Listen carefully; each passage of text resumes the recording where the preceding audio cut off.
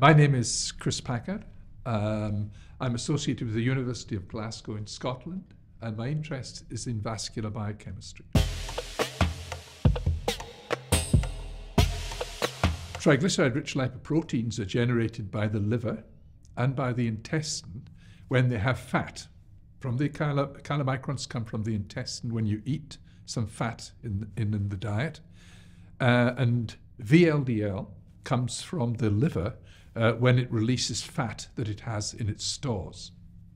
These enter the bloodstream and are rapidly subject to lipolysis, and then the remnants are cleared from the bloodstream back to the liver.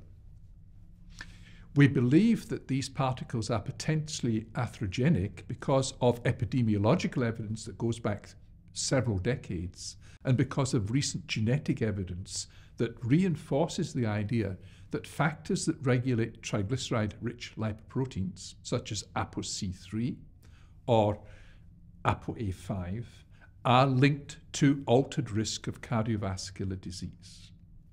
So we have a good evidence base that at least triglyceride-rich lipoproteins are linked causatively to coronary heart disease. How they might be linked is another matter. There are different schools of thought. One school of thought says, these particles, once lipolyzed, have a cholesterol-rich core, like LDL, and therefore they can bind to the artery wall and cause cholesterol deposition and foam cell formation, and atherosclerosis will ensue. Others think possibly the lipid element, the triglyceride element, or the partial lipolysis products that are present on the surface of these particles irritates the endothelial wall to give inflammation, and so triggers an atherosclerotic lesion to form.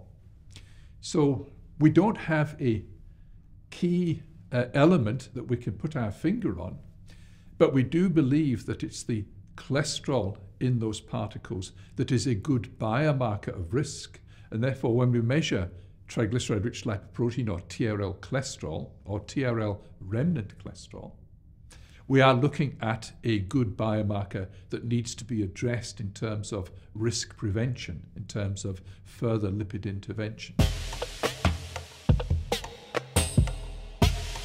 We know from a series of clinical studies, clinical trials, where statins have been used optimally, that the residual risk is linked to raised triglyceride levels. The lipid-associated risk is linked to that, as well as Lp(a), of course, but the focus is on triglyceride-rich lipoproteins, particularly in individuals who are diabetic or individuals with raised triglyceride levels above 1.5 to about 5 millimoles per litre. The question really is, what are the nature of those particles? Are they the same in everybody? Are they different? And the answer from biochemical studies is that it's a whole range of particles. They're extremely heterogeneous. They vary in size from very large, 700 angstroms across, to quite small, 300 angstroms across, whereas LDL is much more uniform in its size and its composition.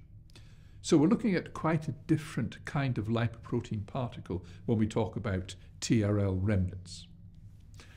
Their link to coronary disease is seen in trials of statins where ongoing risk is linked to high levels of TRL remnants, particularly in the diabetics. What we might consider is, are there peculiarities in diabetic hypertriglyceridemia and its associated risk versus individuals who are hypertriglyceridemic for other reasons?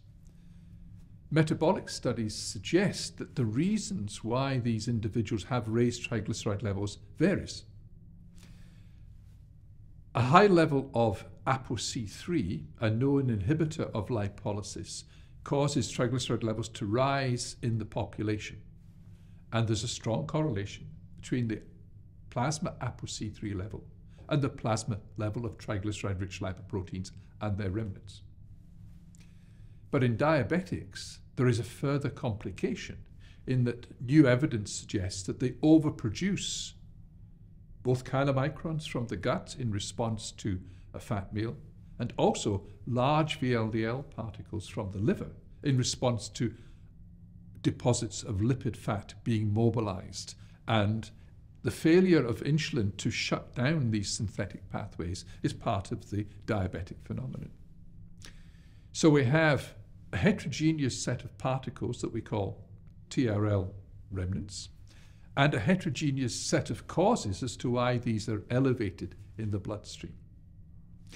So I think my thoughts today are that it's a complex picture, and I think that comes through in many of the studies, particularly where clinical trials of triglyceride-lowering agents give different answers using different agents. And we have to think about reduce it, where there was a triglyceride lowering, and prominent, where there's triglyceride lowering, but different outcomes. We have to think about the mechanism of action of the drugs that were used in those circumstances.